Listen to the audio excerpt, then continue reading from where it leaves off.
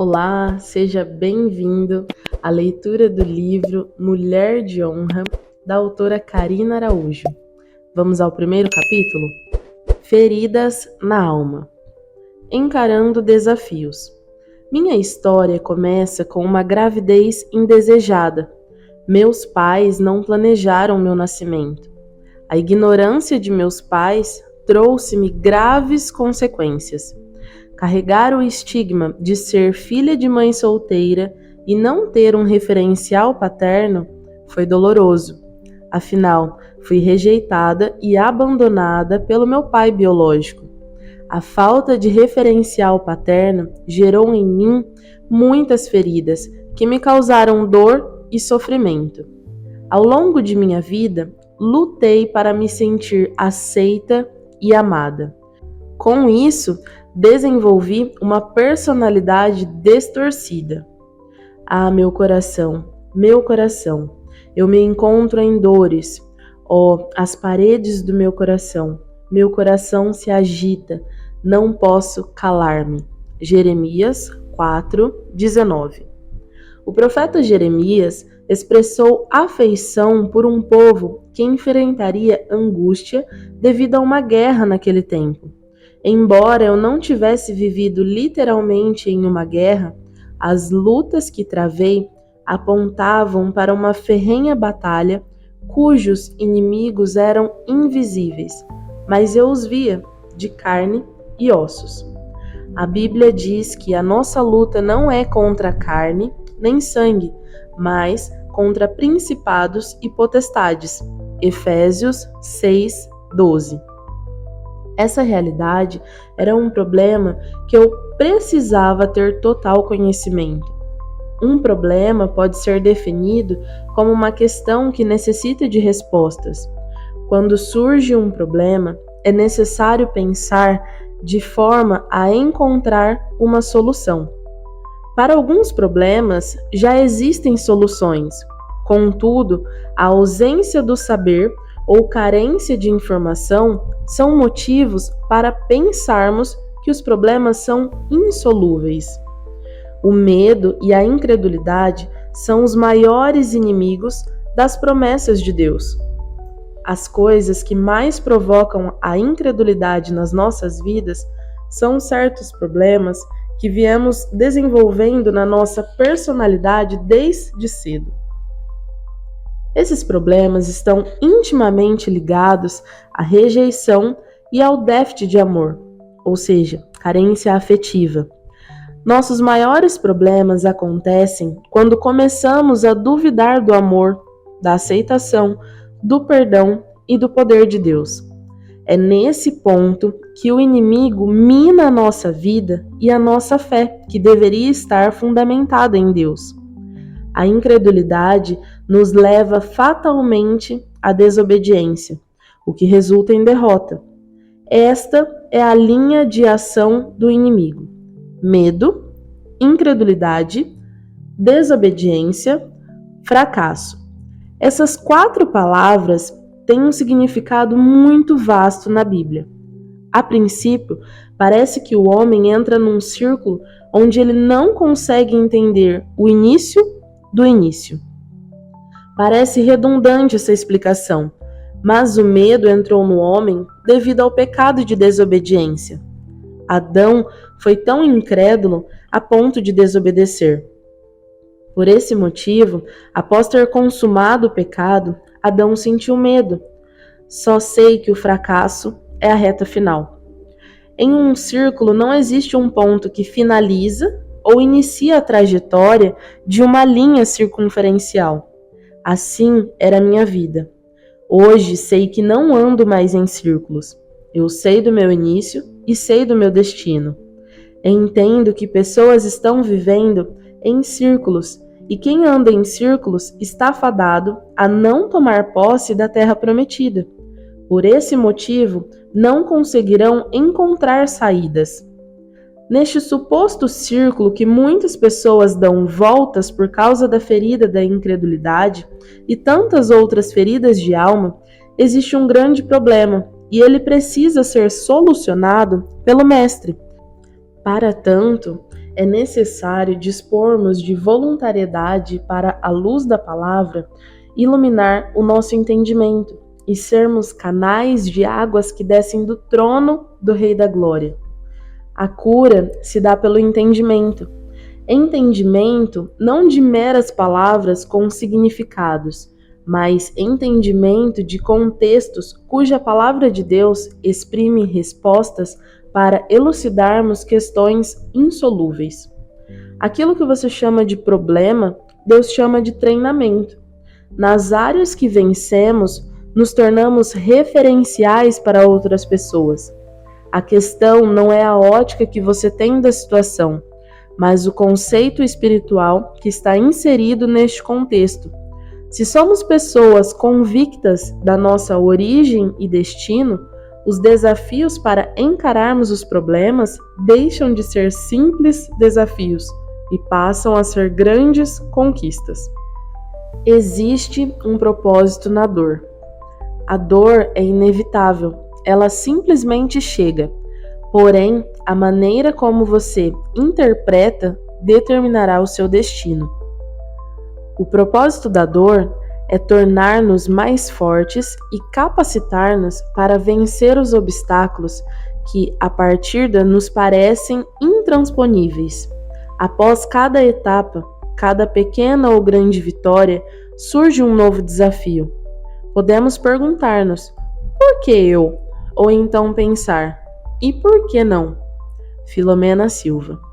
Em vez de perguntarmos porquês, deveríamos perguntar para quê.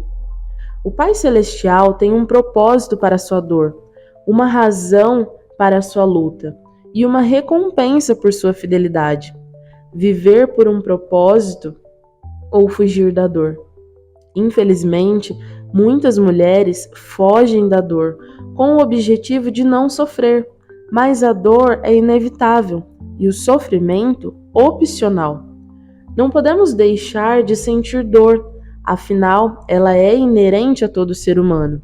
A dor é um alerta que nos permite identificar algo que não pode nos causar um dano maior. Entre o estímulo que provoca a dor emocional e a forma como respondemos, reside a nossa oportunidade de transformação. Isso quer dizer que, perante o sentimento de dor emocional, não temos necessariamente que transformá-lo em sofrimento. A forma como respondemos à dor emocional, o enquadramento e a atitude que decidimos ter pode conduzir-nos à vitimização e, consequentemente, ao sofrimento ou à capacitação. Ela pode se resumir finalmente em conforto e bem-estar. A decisão é sua. Viktor Frankl escreveu sobre os impactos psicológicos da vida. Ele era um prisioneiro nos campos de concentração nazista da Segunda Guerra Mundial. Seus pais, irmãos e a esposa grávida foram mortos durante a guerra. Dr. Franklin descreve em detalhes arrepiantes sobre a forma como seus captores lhe tomaram quase tudo que era significativo, incluindo a sua dignidade humana básica. A única coisa que os nazistas não foram capazes de tirar foi a sua escolha quanto à forma de responder à privação, degradação e traumas vividos.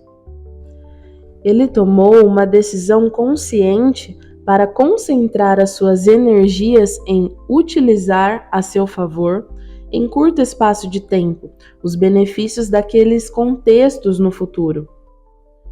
Não foi uma tarefa fácil, mas o poder de gerenciar suas emoções o levou a ser um homem de conquistas.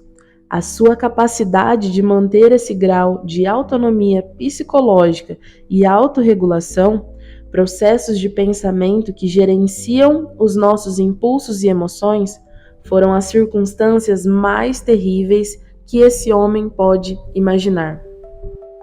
Por que não queremos, irmãos, que ignoreis a tribulação que nos sobreveio na Ásia, pois que fomos sobremaneira agravados mais do que podíamos suportar, de modo tal que até da vida desesperamos. mas já em nós mesmos tínhamos sentença de morte, para que não confiássemos em nós, mas em Deus, que ressuscita os mortos. 2 Coríntios 1, 8 e 9. Entendo que Deus é a nossa fonte de poder. Penso que esse prisioneiro nazista tenha encontrado refúgio em meio aos obstáculos em seu percurso de provas. Ele foi um exemplo de pessoa que expressou uma força emocional de extrema pressão, atrelado ao poder de escolha pessoal e à serenidade na ação. Impossível seria para Franklin obter resultados positivos em sua experiência se o poder de Deus não fosse a base de sua autodeterminação. Precisamos reconhecer nossa impotência diante das calamidades da vida e depender de Deus, nossa única alternativa e fonte de poder. Felizmente, é Deus que nos capacita a criarmos resiliência a ponto de as feridas serem cauterizadas quando temos um entendimento iluminado de quem verdadeiramente somos, detectando e remediando as feridas emocionais. O que você precisa fazer é tomar consciência dos acontecimentos que originaram as suas feridas emocionais e perceber a profundidade do incômodo. Nesta hora, corra em busca de socorro. 2. Chegue na raiz do problema. O segundo passo é fazer perguntas que permitam aprofundar a natureza da ferida. É o que chamamos de gatilho emocional. Exemplo: por que sinto essa emoção quando ele ou ela me mandou lavar as louças? Por que isso me faz sentir como se ele ou ela achasse que sou um inútil? Por que me faz sentir como se eu a decepcionasse? Por que me faz sentir como se eu não fosse uma boa pessoa? Quando paramos para ouvir a voz de uma alma cheia de feridas, sentimos mais pressão e nos afastamos das pessoas. Toda justificação vem da alma, e todo questionamento com coisas que não agregam nenhum valor tem origem numa alma ferida. 3. Cure suas dores emocionais. O processo de identificação, raiz do problema, contém uma grande parte do processo de cura das feridas emocionais. A consciência dos sentimentos associados às feridas e as razões por que esses sentimentos se afloram permite que você deixe de alimentar a dor. O estágio consciente já aponta para uma alma que está perdendo seu governo administrativo, de controle sobre as vontades. A pessoa está tão consciente que algo tem de ser remediado que ela abre mão de tudo que a impede de avançar rumo à cura e pare de alimentar pensamentos de fracasso. Noemi, Ruth e Orfa. Noemi foi curada quando pegou nos braços o filho de Ruth, Obed. Sua alma se regozijou pelo fruto do Espírito. Noemi representava uma alma cheia de ferida que murmurava e não conseguia vislumbrar uma luz no fim do túnel. Seu foco de visão era o pior possível. A trajetória de vida dessa mulher, por meio da dor, conseguiu um feito extraordinário. Quando tudo estava perdido, ela simplesmente conseguiu vislumbrar a esperança depois que pegou Obed nos braços. No entanto, antes de contemplar a alegria, as frases de Noemi eram caracterizadas por um tom amargo. Não me chame de Noemi, dizia ela. Chame-me Mara. Cheia saí, vazia voltei. O Todo-Poderoso me afligiu tanto. Uma alma ferida tem forte tendência a maldizer a si mesma, a vida e o próprio Deus. Ruth, simbolizando o Espírito, tinha um discurso diferente. Suas palavras expressam a ternura de um coração grato, mesmo quando as circunstâncias não favorecem qualquer tipo de declaração que traduza amor, paciência e fé. Não me instes para que te deixe e me afaste de ti, porque aonde quer que tu fores, irei eu, e onde quer que pousares à noite, ali pousarei eu. O teu povo é o meu povo, o teu Deus é o meu Deus. Ruth 1:16. O livro de Ruth é um exemplo perfeito da imparcialidade de Deus. Ninguém deve sentir-se desqualificado ou maldizer a própria vida, atribuindo a Deus os percalços da existência. A declaração que Ruth fez a Noemi pode ser inusitada nos dias de hoje, mas ilustra o quanto uma alma ferida, Noemi, pode contar com o consolo do Espírito Santo, Ruth, quando a zona de jurisdição de trevas impede de enxergarmos algo bom e novo. Por incrível que pareça, muitas mulheres vivem sofrendo por desconhecerem a verdade que cura e transforma. A falta de entendimento, ou seja, a luz, tem gerado um verdadeiro caos.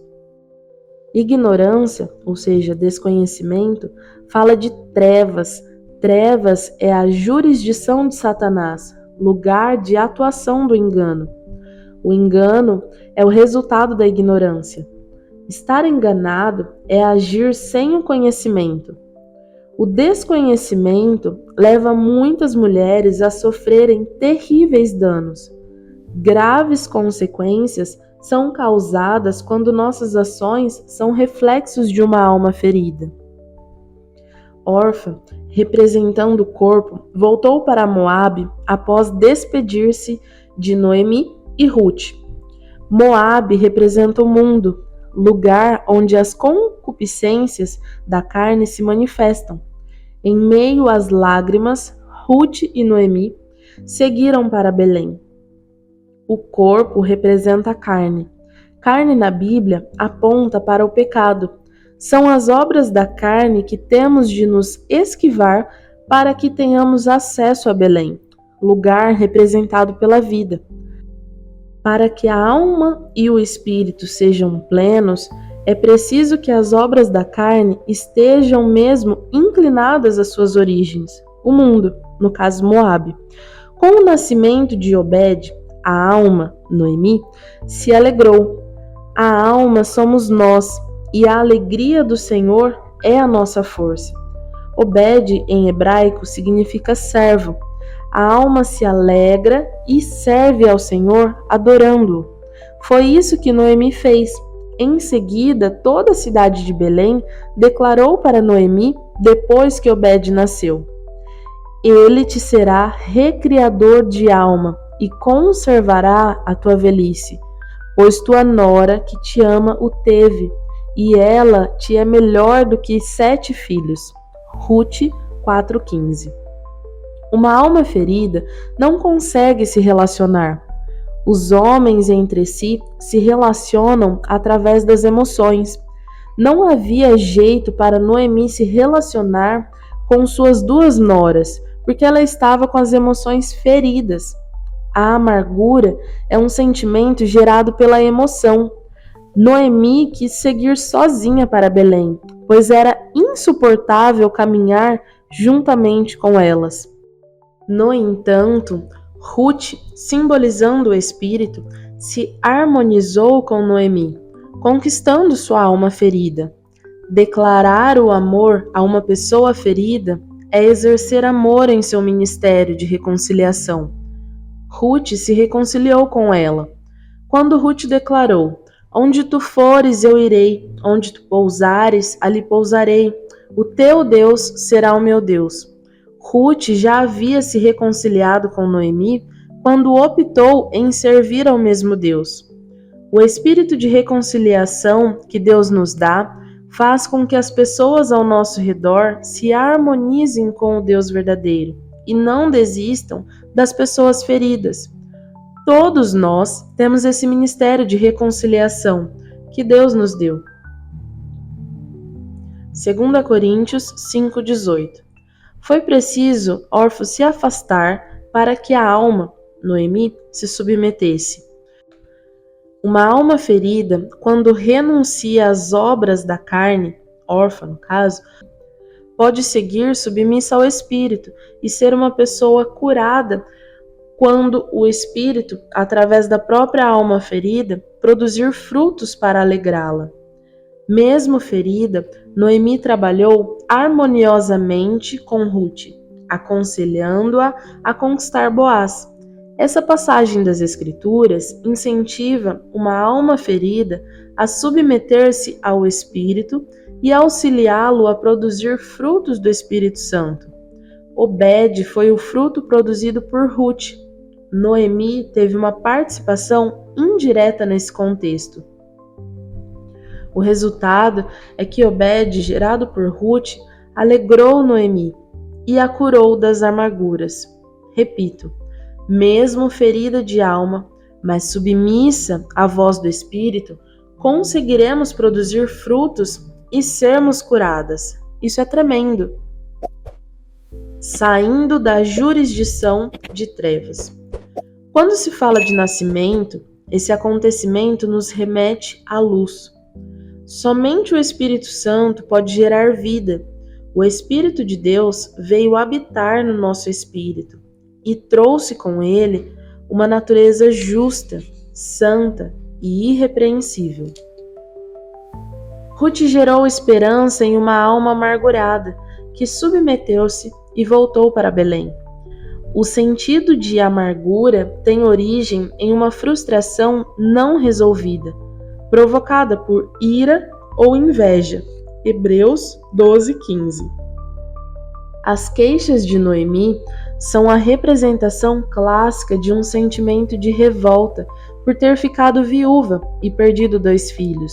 Só sobraram 2 noras viúvas para ela tomar conta. A forma como Noemi fala a respeito de Deus deixa transparecer uma decepção muito grande, como se estivesse atribuindo a ele as desgraças ocorridas na sua família. Ele nos libertou do império das trevas e nos transportou para o reino do Filho do seu amor, no qual temos a redenção, a remissão dos pecados. Colossenses 1, 13 e 14. Uma alma ferida rebela-se contra Deus na ânsia de sanar sua dor. Com isso, ela fica impossibilitada de experimentar a boa, agradável e perfeita vontade de Deus.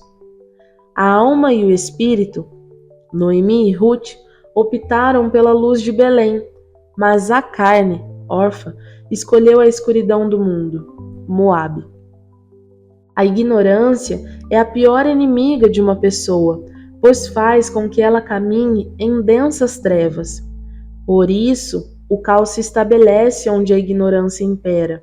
A luz é o conhecimento da palavra, que nos alinha à vontade de Deus.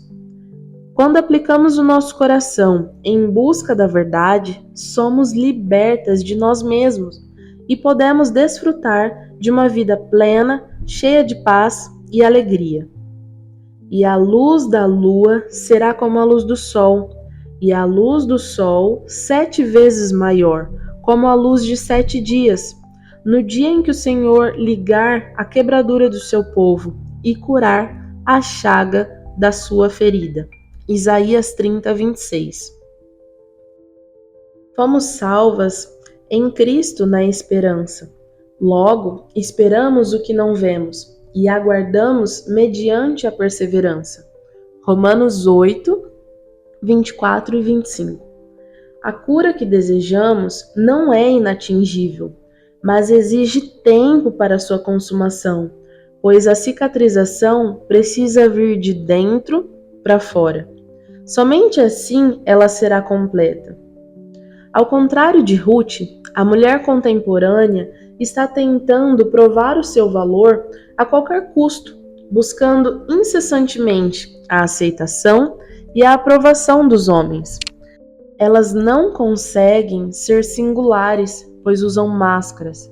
Por outro lado, algumas estão tão dilaceradas e retraídas que se escondem atrás de verdadeiras armaduras. Enveredando-se por um estado de vulnerabilidade, elas tentam a todo custo se sentirem protegidas, procurando subterfúgios através de fortalezas.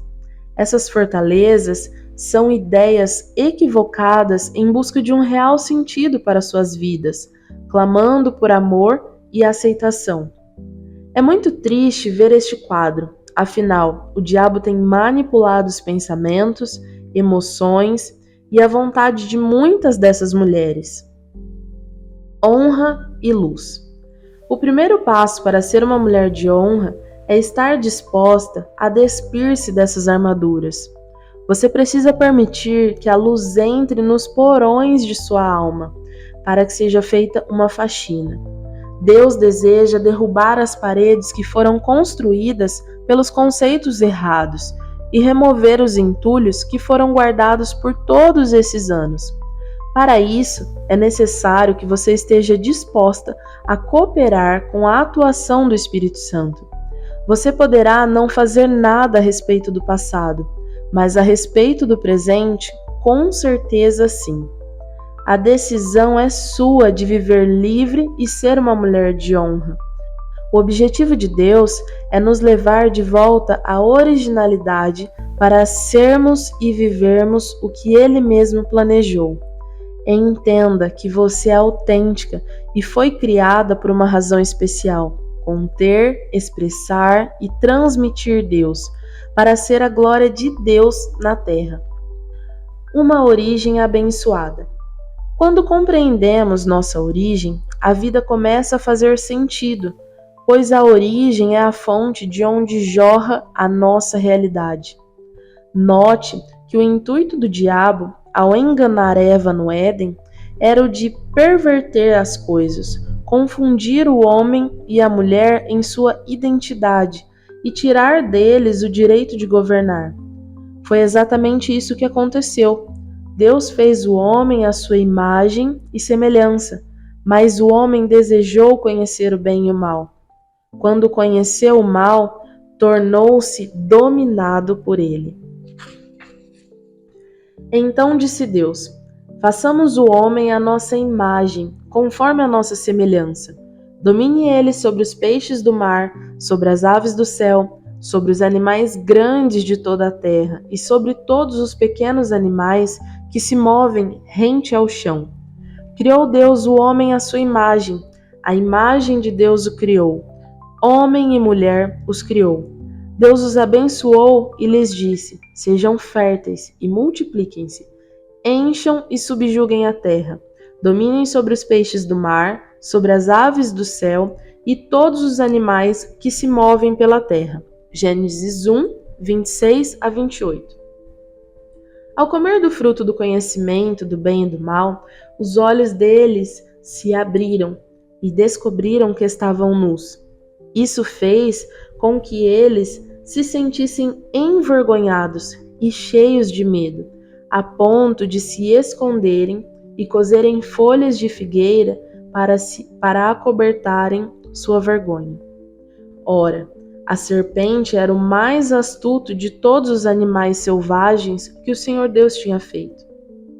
E ela perguntou à mulher: foi isso mesmo que Deus disse? Não comam de nenhum fruto das árvores do jardim? Respondeu a mulher à serpente: podemos comer do fruto das árvores do jardim, mas Deus disse: não comam do fruto da árvore que está no meio do jardim, nem toquem nele, do contrário, vocês morrerão. Disse a serpente à mulher: certamente não morrerão. Deus sabe que no dia em que dele comerem, seus olhos se abrirão e vocês serão como Deus, conhecedores do bem e do mal. Quando a mulher viu que a árvore parecia agradável ao paladar, era atraente aos olhos e, além disso, desejável para dela se obter discernimento, tomou do seu fruto, comeu e deu a seu marido, que comeu também. Os olhos dos dois se abriram, perceberam que estavam nus. Então juntaram folhas de figueira para cobrir-se. Gênesis 3, do 4 ao 13. Antes do pecado, Adão e Eva eram inocentes e viviam em uma íntima relação com Deus e entre si. Eles não conheciam dor, sofrimento, engano, traição, morte, perda ou vergonha. Eram completos e plenos no amor de Deus, não havendo neles falta de absolutamente nada, mas o medo e a vergonha dominaram o homem. O homem e sua mulher viviam nus e não sentiam vergonha. Gênesis 2:25. Eles estavam revestidos de uma cobertura de luz e glória, idêntica à dos anjos. Enquanto viveram em obediência a Deus, essa veste de luz continuou a envolvê-los. Por isso, eles não tinham do que se envergonhar. Eles sabiam quem eram e qual era o propósito de Deus através de suas vidas. A queda do homem perverteu tudo. Agora o homem se sentia vazio, buscando coisas que pudessem preenchê-lo. O medo é o oposto da fé. Tenho entendido que uma das maiores dificuldades que encontramos na vida é de lidar com nossas verdades. Adão e Eva, ao se esconderem, demonstraram o primeiro sentimento que o pecado trouxe: o medo. O medo é o oposto da fé, pois leva as pessoas a darem créditos às mentiras do diabo. Isso ocorre quando o homem, em vez de se alimentar da árvore da vida, optou em alimentar-se da árvore do conhecimento do bem e do mal. Isso significa que a mulher, quando comeu do fruto e deu a seu marido, agiu de maneira independente. Todas as vezes que agirmos de forma independente, ou seja, sem a direção de Deus, estaremos nos alimentando do fruto do conhecimento do bem e do mal. Com isso, negamos a fé, e sem fé é impossível agradar a Deus. Deus deseja que você se dispa diante dele, expondo à luz o que está oculto em sua vida.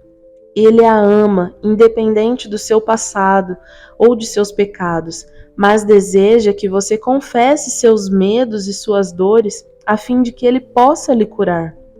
Abra mão de todo disfarce e mecanismo de defesa que você criou para se sentir protegida e permita que Deus faça algo novo. A fé honra a Deus e Deus honra quem tem fé. Confissão é transparência. A confissão é o ato de concordar com o que Deus diz, admitindo abertamente a própria injustiça, declarando assim a justiça de Deus. A injustiça é universal entre os homens, como está escrito: não há um justo, nenhum sequer. Romanos 3:10. Isto significa que nenhum homem é justificado por seus próprios atos, nem por mérito próprio. Se considerar a si próprio, cada homem se encontra arruinado pela queda e maldito pela lei. Todos aqueles, pois, que são das obras da lei, estão debaixo da maldição, porque está escrito: maldito todo aquele que não permanecer em todas as coisas que estão escritas no livro da lei, para fazê-las. Gálatas 3:10. Ora, nós sabemos que tudo o que a lei diz, aos que estão debaixo da lei o diz, para que toda a boca esteja fechada e todo mundo seja condenável diante de Deus. Romanos 3:19. O que encobre as suas transgressões nunca prosperará, mas os que as confessa e deixa alcançará misericórdia. Provérbios 28:13. Portanto, confessem os seus pecados uns aos outros e orem uns pelos outros para serem curados.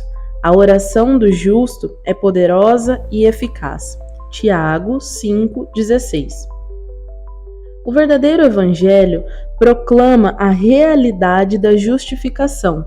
O apóstolo Paulo, escrevendo aos Romanos, diz: visto que a justiça de Deus se revela no evangelho, de fé em fé, como está escrito: o justo viverá por fé.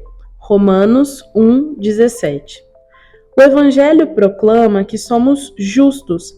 Não fizemos nada para alcançar essa justiça. Ela é dom de Deus e a recebemos pela fé. Não há obra que nos torne mais dignos, mais justos, mais merecedores. Tudo o que somos agora foi por causa do que Jesus fez. A obra perfeita já foi realizada por ele. O Evangelho proclama que todo aquele que recebeu a abundância da graça e o dom da justiça reina em vida através de Cristo Jesus. Essa é a nossa realidade. Veja o que diz Romanos 5,17. Se pela ofensa de um e por meio de um só reinou a morte, muito mais os que recebem a abundância da graça e o dom da justiça reinarão em vida por meio de um só, a saber, Jesus Cristo. Precisamos ter a consciência de que um presente não se compra.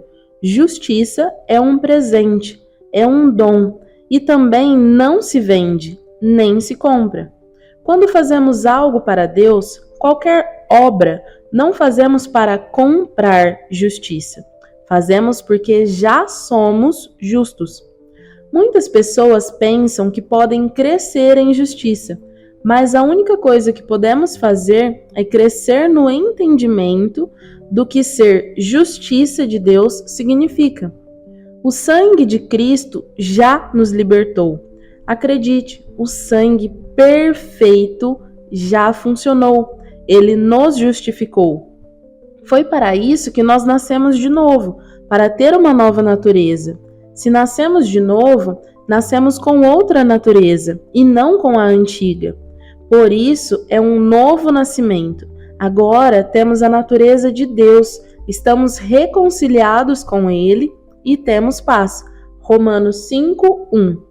Vamos considerar o que significa não ter mais culpa. Fomos declarados inocentes. Jesus pagou a nossa dívida. E isso é maravilhoso demais. O verdadeiro amor lançou fora todo medo. Agora podemos nos achegar com confiança diante do trono da graça, porque não somos mais pecadores. O pecado não é mais a nossa natureza. Vamos celebrar a nova vida. Somos justos, herdeiros com Cristo. O pecado não é mais a nossa natureza. Vamos celebrar a nova vida. Somos justos, herdeiros com Cristo, filhos de Deus, sua família. Aquele que não conheceu o pecado, ele o fez pecado por nós, para que nele fossemos feitos justiça de Deus. 2 Coríntios 5:21. Essa deve ser a nossa confissão de fé, pois com o coração se crê para a justiça e com a boca se confessa para a salvação. Como diz a Escritura, todo o que nele confia jamais será envergonhado. Romanos 10:10-11. Deus quer torná-la transparente como um diamante depois de lapidado, pois uma pessoa que não é transparente levará todos os seus traumas para o túmulo. Confessar os pecados e deixar de cometê-los é muito sensato. Pagamos um preço no sentido de renunciá-los e somos aparados nas arestas das imperfeições e nos enquadramos aos padrões de santidade. Ou seja, nos tornamos uma joia muito rara, a exemplo de um colar de diamante. Os diamantes são lapidados por meio de um processo de aperfeiçoamento que serve para dar formato e brilho. Esse brilho não beneficiará somente a mim, mas aos olhos de outras pessoas que contemplarão a beleza de um colar de diamantes.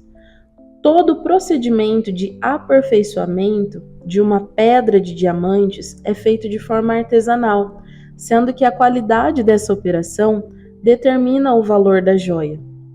O diamante é o material mais resistente que se conhece na natureza, e lapidá-lo é uma verdadeira arte. Para que o diamante tenha o formato desejado, ele é raspado por uma outra pedra de diamante. Um diamante só estará devidamente aproveitado em seu brilho quando estiver totalmente lapidado. Deus usa os relacionamentos para nos lapidar, a fim de que compreendamos o propósito que Ele tem com as nossas vidas. A fé é demonstrada por meio do amor. É para agirmos como Deus age, amando quem não merece ser amado, tratando as pessoas que não são como se já fossem. A lapidação é parte integrante de um processo de confissão de uma velha criatura que entrou num processo de aparar arestas do que está escabroso. Na medida em que arestas são aparadas, os excessos são extraídos e as pessoas se esvaziam de si, enquanto o Pai cresce dentro delas. Os especialistas dizem que não existem dois diamantes iguais. Cada um é único e exclusivo, com suas características próprias. Assim é você e o Espírito Santo.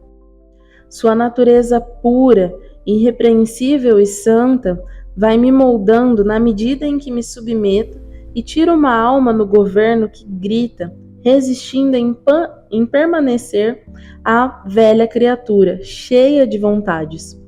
Outro dia ouvi dizer que a natureza do coração é o câncer da alma. Em meio a tantas declarações verdadeiras, esta se insere dentro de uma realidade que inevitavelmente existe e persiste dentro do advento da queda. Entendendo os processos de Deus. Os processos que vivemos têm a função de desenvolver a nossa fé. Processo é a projeção de Deus para nos conduzir em direção ao alvo. Posso falar com propriedade depois de ter vivido situações que pareciam insolúveis, mas que serviram de mola propulsora para me levar para o alto. Nos momentos de solidão que vivemos, costumamos procurar autoajuda. Hoje eu entendo que a melhor ajuda não vem de esforços humanos para nos erguer, mas vem do alto para nos sustentar. Algumas pessoas têm o costume de dizer que o cair é do homem e o levantar é de Deus. Devemos parar de repetir pseudos-verdades, afinal, elas não existem. Nenhuma passagem da Bíblia diz de maneira explícita essas palavras. Todos os homens que um dia caíram prostrados no chão por motivo de frustração e desânimo foram homens levantados depois de exortados por Deus. A exemplo de Josué. Então disse o Senhor a Josué: levanta-te, porque estás assim sobre o teu rosto. Josué 7:10. O pecado de Acã trouxe o juízo para toda a nação de Israel, a ponto de, como líder de todos, se desanimar e prostrar-se ao chão. Embora o fracasso foi de um homem, Deus viu isso como desobediência total a uma lei nacional. O coração de Deus contempla a comunhão de uma maneira tão grande que o pecado de uma pessoa repercute de maneira impressionante na vida de todos. Adão falhou lá atrás e muitos continuam falhando até os dias de hoje.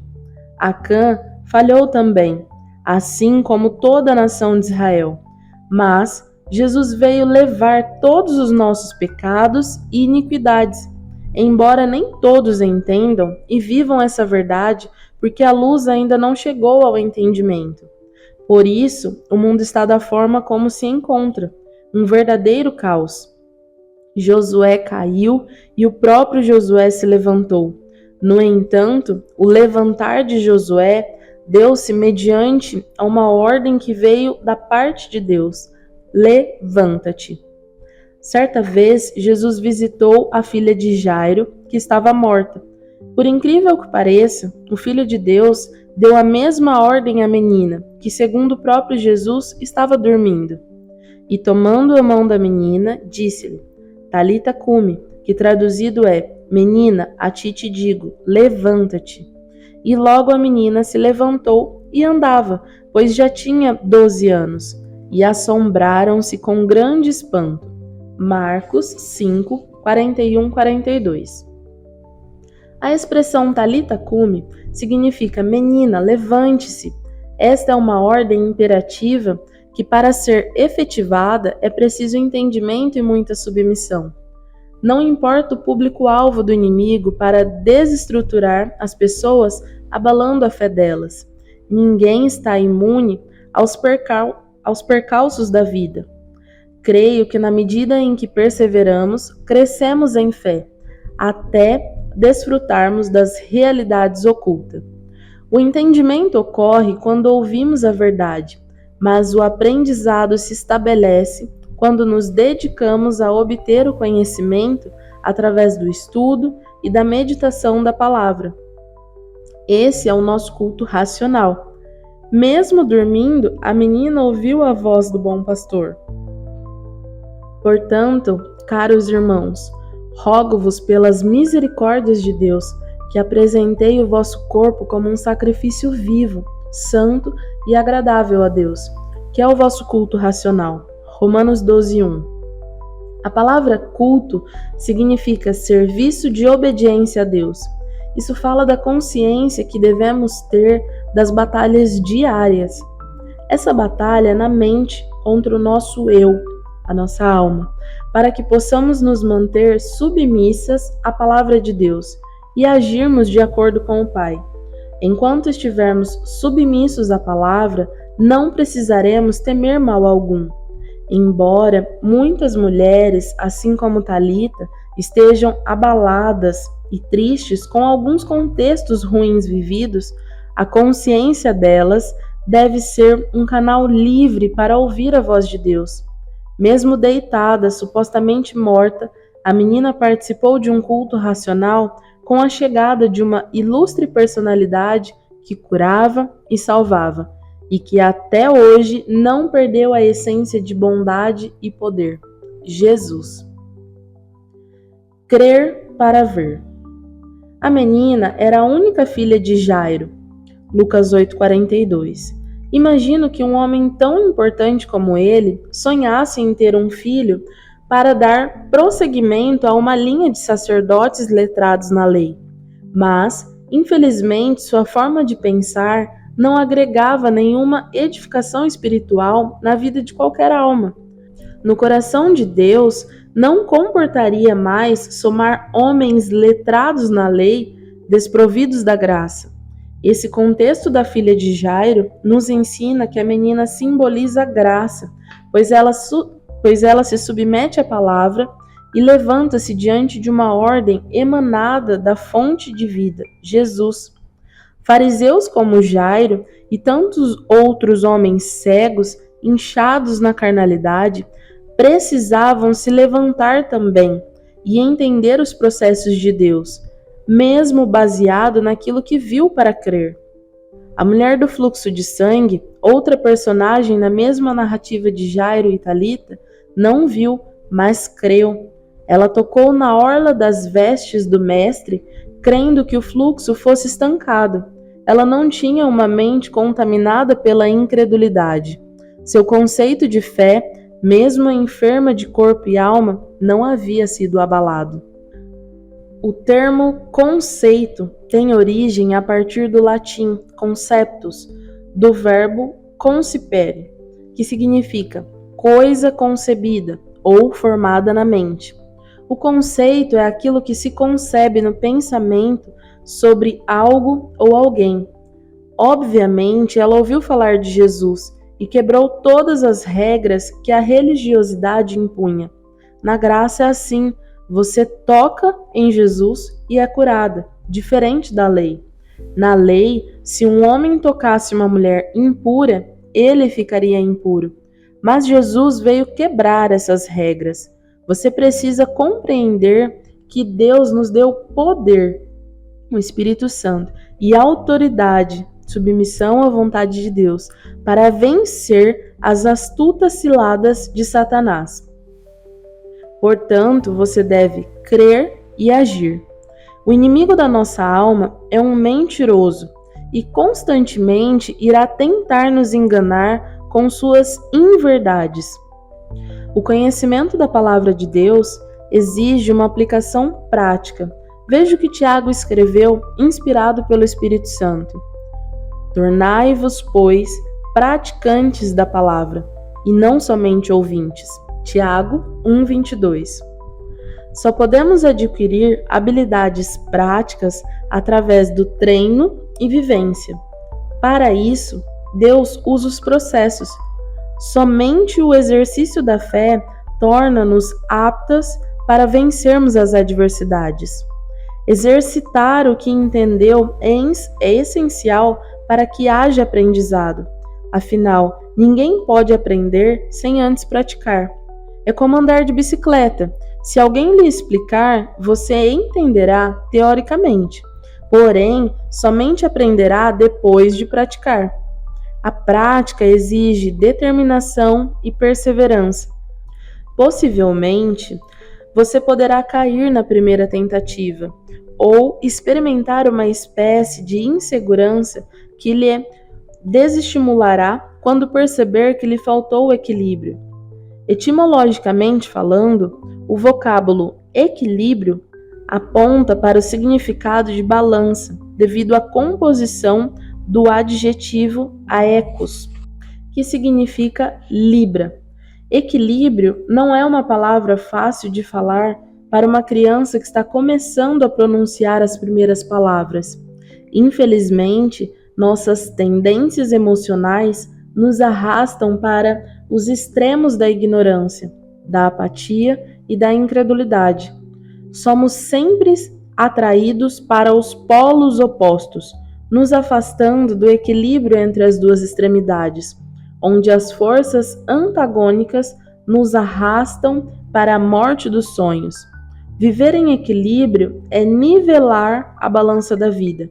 Afinal, a verdade é como um pássaro que voa batendo as duas asas, equilibrando-se no ar com as suas ferramentas naturais em harmonia, equilibrando-se e cumprindo sua jornada a ponto de chegar até seu destino, de pouso e descanso.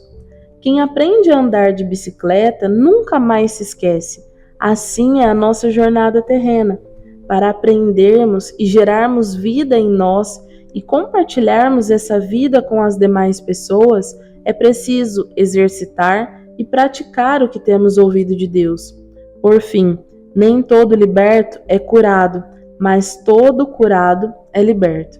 A libertação traz a sensação de liberdade, mas a cura significa a cauterização da mente que desfruta da liberdade para voar e alcançar lugares elevados em termos de edificação espiritual.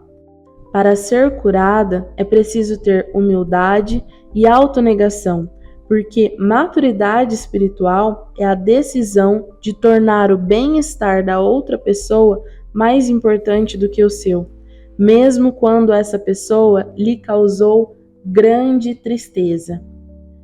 Esse é o primeiro capítulo do livro Mulher de Honra. Fica comigo, em breve teremos o capítulo número 2, falaremos sobre paternidade. Se você puder, já clica aqui embaixo, deixa o seu joinha, isso me incentiva a gravar mais e mais livros para vocês e compartilhe com aquela mulher de honra que precisa descobrir o seu valor. Até mais!